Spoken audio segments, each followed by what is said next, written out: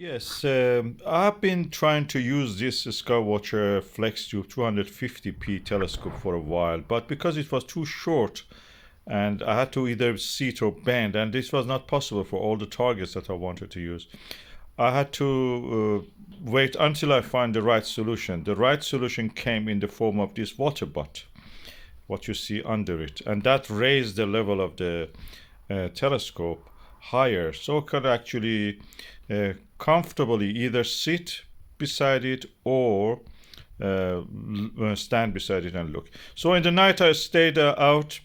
It was just a few minutes after the midnight. A few clouds there, they were covering Jupiter, but by the time I started to actually observe, Jupiter was invisible, but you could see it through the telescope. So I put my camera, mobile phone camera, on the eyepiece. This is a this is a Baader. No, that's the a tank eyepiece that I got from the eBay some years ago. I adopted it for this, and it's quite basic eyepiece, but nice wide view.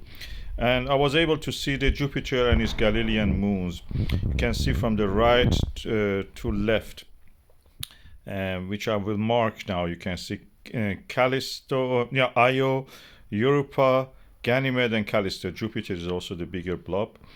And I was pleased with that, but the Jupiter was overexposed. So I tried to use the Baader Morpheus 6.5mm to take some images. I used the setting of the telephone just to reduce the glare of the thing. I could see the Io. But what's interesting, I could see the south equatorial belt, a lot of detail in the north regions of the Jupiter's disk, although it was very tiny.